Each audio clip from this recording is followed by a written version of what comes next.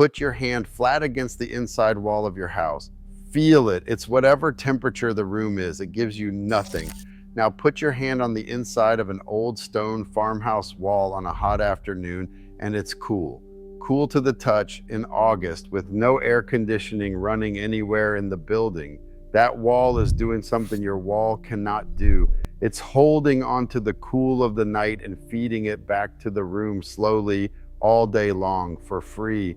And when the sun goes down and the night turns cold, that same wall will turn around and give back the warmth it soaked up, keeping the room steady while the temperature outside drops like a stone. The old builders called it building properly. Engineers call it thermal mass.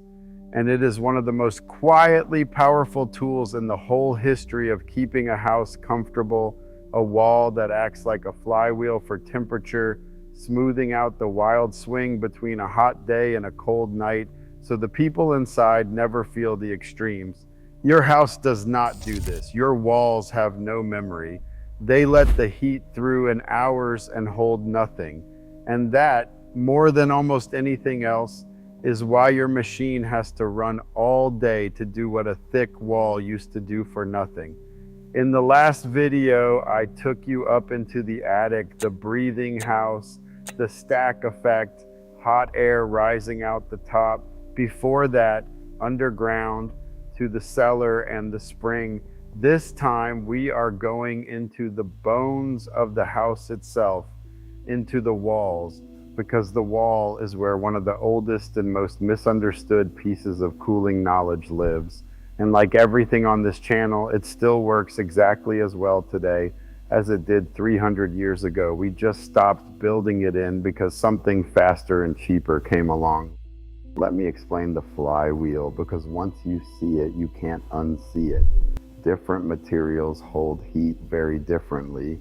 A material like stone, brick, concrete, packed earth, or adobe is dense and heavy, and it takes an enormous amount of energy to change its temperature. Engineers call that high heat capacity. It can soak up a great deal of heat with only a small rise in its own temperature, like a sponge, soaking up water slowly. By contrast, wood, drywall, and insulation hold almost no heat at all. They change temperature fast and store nothing. Now think about what that means over a single hot summer day. The sun beats on a thick stone wall all afternoon. Instead of letting that heat pass straight through into the room the way a thin modern wall does in a couple of hours, the stone drinks it in slowly and barely warms up. The heat is being stored in the mass of the wall instead of pushed into your living room. Hour after hour, the wall absorbs and the inside stays cool. Then night comes. The outside air drops into the 50s or 60s. Now the stored heat in that wall starts releasing, but it releases in both directions, and the cool night air on the outside pulls a lot of it back out, while inside the wall gives its gentle warmth to the room just as the night turns cold. By morning, the wall has shed its heat and cooled down again, ready to do the whole cycle over. The wall is always running about half a day behind the weather. When it is hottest outside in the afternoon, the inside of that wall is still cool from last night. When it is coldest outside before dawn, the wall is still warm from yesterday's sun. Engineers call that delay thermal lag, and it is the whole trick. The thick wall takes the sharp daily spike of heat and cold and flattens it into something gentle and slow, so the people inside live in the average, not the extremes. This is why you walk into an old stone house or an adobe house or a thick-walled brick farmhouse in the heat of the day, and it feels like a cellar, cool and still and steady. It is not insulation doing that. People confuse the two, and they are not the same thing at all, and the difference matters, so let me be clear about it. Insulation resists heat. It slows heat from passing through like a coat. Mass stores heat. It absorbs it, holds it, and releases it later like a stone you heat in a fire and tuck into your bed. A good thick wall, especially one built and used well, does some of both, but its real magic is the storage, the flywheel, the memory. A modern wall is mostly thin insulation with no mass behind it. It is wearing a coat, but it has no body heat of its own to manage. The instant the sun load overwhelms the coat, the heat is in your room because there is nothing there to soak it up. Every old building tradition that lived in a punishing climate figured this out the same way they all figured out the cellar and the breathing roof. The adobe houses of the American Southwest are walls of sun-dried earth, 1 or 2 feet thick, pure thermal mass, perfectly tuned to a desert where the day bakes and the night freezes. The old stone farmhouses of Pennsylvania and the German and Swiss country they came from had walls of fieldstone 2 and 3 feet thick. The Romans and the Greeks built in stone and masonry, cliff dwellings, earth-sheltered homes, the thick-walled missions of the Spanish Southwest, the cob and stone cottages of the British Isles. Wherever the temperature swung hard between day and night, people reached for heavy walls because heavy walls are the answer to a swinging climate. They didn't have the word heat capacity. They had a grandfather who built a thick wall and a grandson who noticed the house stayed comfortable, and that was enough to keep doing it for 500 years. Now here is the honest part. The part that separates this channel from the people who will sell you any old idea as a miracle. Thermal mass is not magic, and it does not work everywhere equally. Its whole power comes from the swing between day and night. Mass works beautifully in a climate where the day is hot, but the night gets genuinely cool. The dry heartland, the mountain west, the high desert, much of the interior of this country, exactly where a lot of you watching this live. In those places, the wall soaks up the day's heat and the cool night actively pulls it back out, and you get that wonderful free flattening of the swing. But take that same thick wall to a place where the nights stay hot and humid, the deep south, the Gulf Coast, and the magic fades, because the night never gets cool enough to recharge the wall. The mass just sits there saturated with heat, slowly radiating it into the house all night long, and now it is working against you.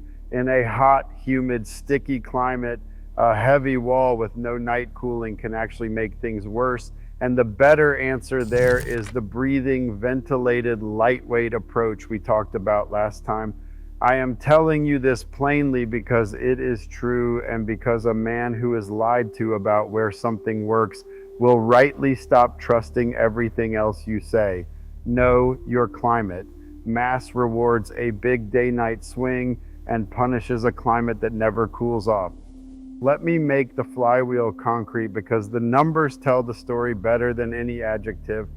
Picture a dry climate summer day, the kind of place where it hits 95 in the afternoon and drops into the high 50s overnight, a swing of nearly 40 degrees. That's brutal on a lightweight house.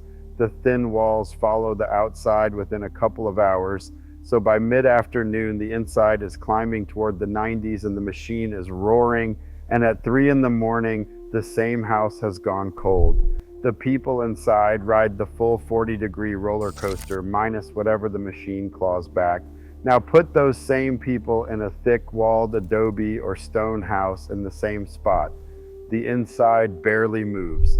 While it's 95 outside at 3 in the afternoon, the inside of that house might be sitting in the low 70s because the heat hitting the walls is still being soaked up, not let through, and it won't reach the rooms until late evening, by which time the night is already cooling.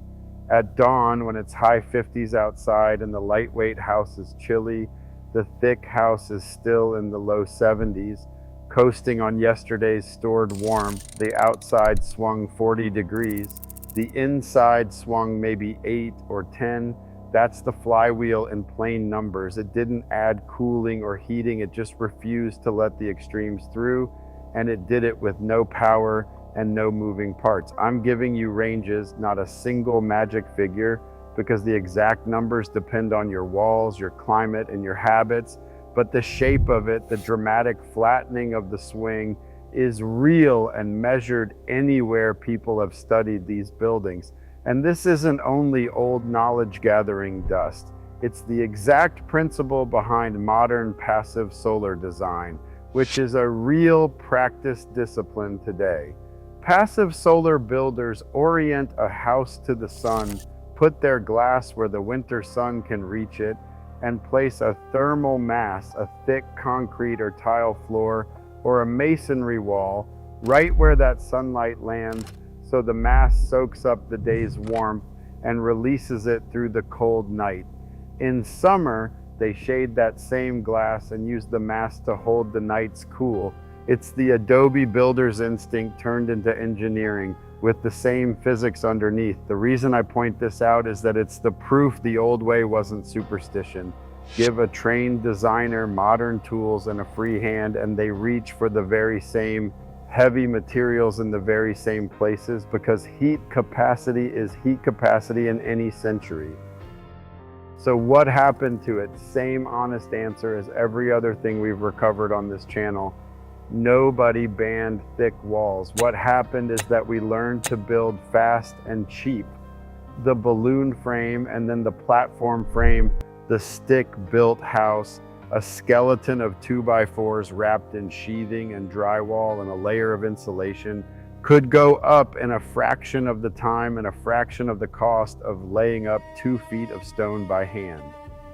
After the war, when the country needed tens of millions of houses in a hurry, light wood framing won completely and permanently, and it won for real reasons. It's cheap, it's fast, it's easy to wire and plumb and insulate, but it has almost no thermal mass. A stick frame wall has the heat storage memory of a cardboard box. And the builders made up the difference the same way they always did, with a machine. Why spend a season laying stone when you can frame the house in a week and put a bigger air conditioner on the invoice? The mass went out of the walls, and the compressor came in to replace what the mass used to do for free. And it's the same trade we keep finding, isn't it? The light wall is cheaper and faster to build, and it makes the house permanently dependent on a machine to hold the temperature, because the house can no longer hold one on its own. Your walls have no memory, so the only thing standing between you and the full swing of the weather is the power bill.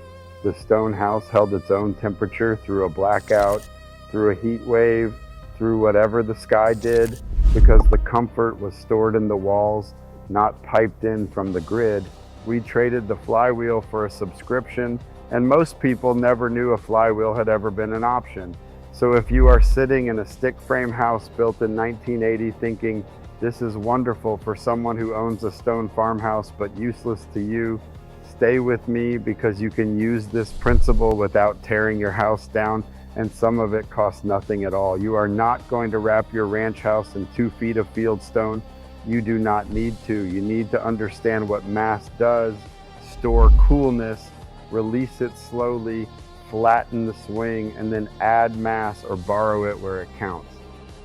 The cheapest version is free. You already have some mass in your house, and most people fight it instead of using it. A concrete slab floor, a brick fireplace or chimney, a tile floor, a masonry hearth.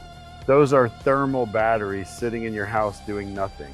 Use them the way the old builders used a stone wall. In a dry climate, let the cool night air pour over that slab and masonry overnight. Open the house up, run the night flush we talked about last episode, and you charge that mass with coolness. Then in the morning, close the house up tight against the heat, pull the shades, and that cooled slab and masonry will hold the chill and feed it back into the rooms for hours into the afternoon. Exactly like the stone wall. You are using the mass you already own as a battery. Charge it with free night cool, discharge it through the hot day. In the right climate, this single habit can take the edge off the worst of the afternoon for nothing. If you want to add mass on purpose, you can, in small, honest ways. A masonry feature wall, a brick or stone veneer on a sun-facing interior wall, a tile floor over concrete, or even water with its enormous heat capacity is part of why the spring house worked and why some passive solar builders put mass in the form of tanks or thick floors. A sunroom or any room with a lot of glass benefits enormously from a mass floor that soaks up the daytime sun instead of letting it spike the room. None of this is exotic. It's just choosing heavy, dense materials where the sun hits and where you want the temperature to stay steady.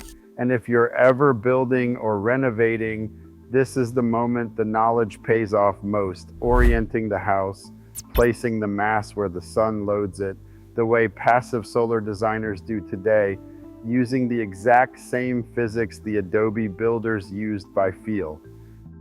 Now, the honest cautions, because mass done carelessly can disappoint you. If your nights do not cool off, do not count on it, and do not let anyone sell you a thermal mass miracle for a humid climate. Mass needs to be on the right side of the insulation to help expose to the inside of the house where it can trade heat with the rooms, not buried under a thick layer of insulation that cuts it off. Getting that wrong is the most common way people install mass and feel nothing. Mass is slow. It is a flywheel, not a switch. So it rewards steady habits, not last minute fiddling with a thermostat. And mass adds weight, real weight. If you are ever adding serious masonry to an existing structure, that is a question for someone who knows what your floor and foundation can carry. The goal is to use heaviness on purpose in the right place, in the right climate, not to pile rock into a house and hope. What stays with me about the thick wall is the same thing that stays with me about the cellar and the spring and the breathing attic. It is that comfort used to be built into the thing itself, stored in the bones of the house, owned outright and paid for once. The stone wall asked for nothing after the day it was laid. It did not break. It did not run up a bill. It did not quit in a blackout, and it would still be cool to the touch on a hot afternoon 100 years after the man who stacked it was gone. We replaced that with a wall that holds nothing and a machine that holds everything, and we call the machine progress, and we pay for it every single month forever. You did not lose this because it stopped working. A dense wall still soaks up heat and releases it slowly tonight, exactly as it did 3 centuries ago. The physics of heat capacity has not changed and never will. The slab under your floor and the brick in your chimney are thermal batteries you already own.